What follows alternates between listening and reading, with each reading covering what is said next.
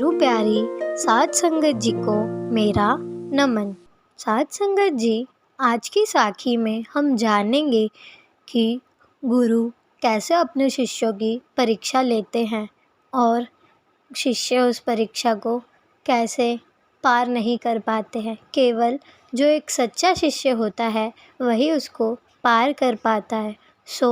कभी किसी का गुरु किसी के शिष्य की परीक्षा ना ले। तो आइए सुनते हैं आज की साखी।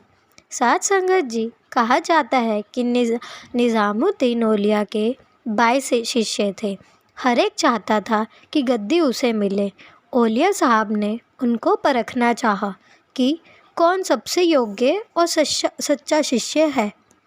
कहने लगे, आओ आज शहर की सैर को चलें और वहाँ की चहल पहल देखें। वे बाज़ारों में घूमने लगे। जिसने देखा कहने लगा कि आज पीर भी बाज़ारों में फिरता है और मुरीद भी। 1,000 बाज़ार पार करके वेश्याओं के बाज़ार में आ गए। लोगों ने कहा कि आज पीर मुरीदों के सहित किस बाज़ार में घूम रहे हैं। आप एक वेश्या के दरवाजे पर खड़े हो गए और अपने मुरीदों से कहा कि तुम डरो मत, यहाँ खड़े रहो, कोई ना जाए। मुझे ऊपर कुछ काम है, मैं काम करके वापस आ जाऊँगा। यह कहकर कोठे पर चढ़ गए। कोठी वाली हाथ जोड़कर खड़ी हो गई। कहने लगी, मेरे धन्य भाग, आज मेरे घर महात्मा आए हैं। मैं तो ऐबो पापों से भरी हूँ, कुछ हुक्म करो। आपने कहा कि हमें रात यहाँ ठहरना है।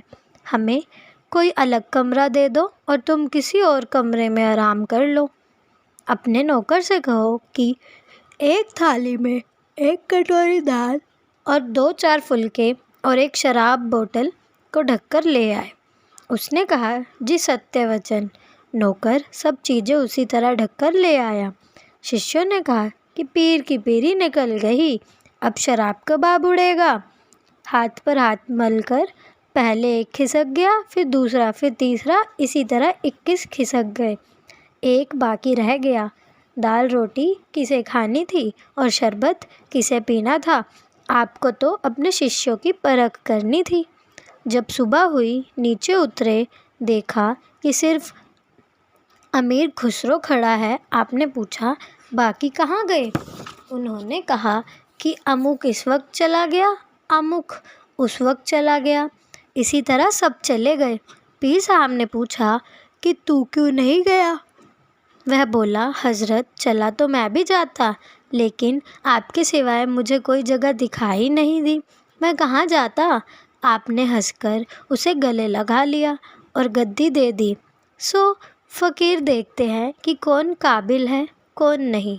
अगर सभी सेवक ऐसे बन जाए तो यह दुनिया स्वर्ग बन जाए।